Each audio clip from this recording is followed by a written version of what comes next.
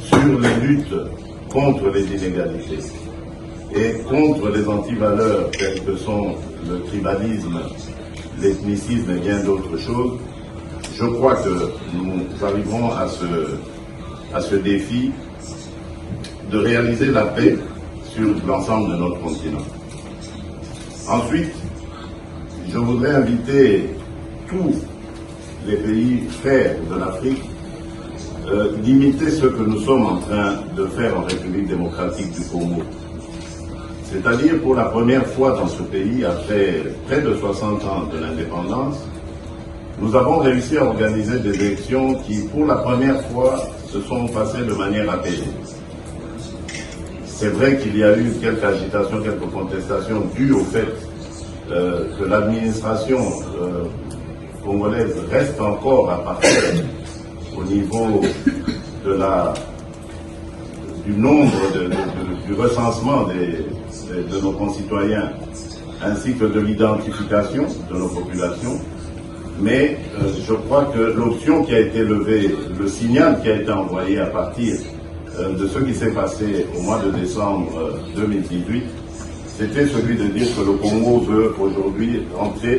ouvrir une ère de paix et de développement par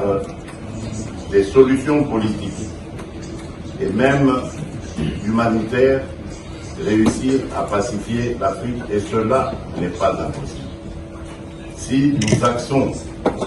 nos efforts sur le rapprochement entre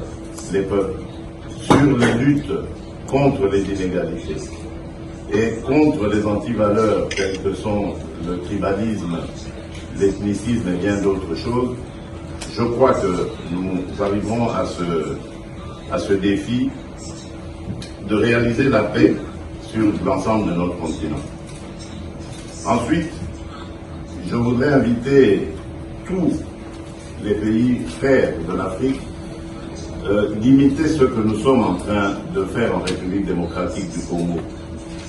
C'est-à-dire, pour la première fois dans ce pays, après près de 60 ans de l'indépendance, nous avons réussi à organiser des élections qui, pour la première fois, se sont passées de manière apaisée.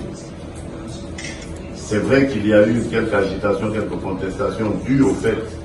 que l'administration congolaise reste encore à partir au niveau du nombre du recensement de nos concitoyens ainsi que de l'identification de nos populations. C'est pour moi un honneur d'être parmi vous et de pouvoir apporter la voix qui est celle de la République démocratique du Congo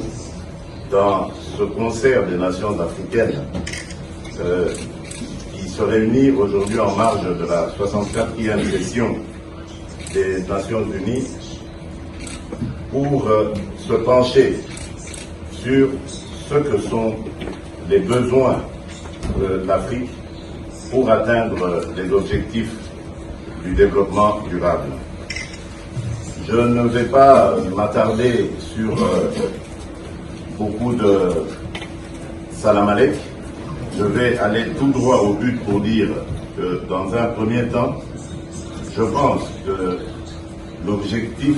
de l'Afrique, avant toute chose, c'est de réussir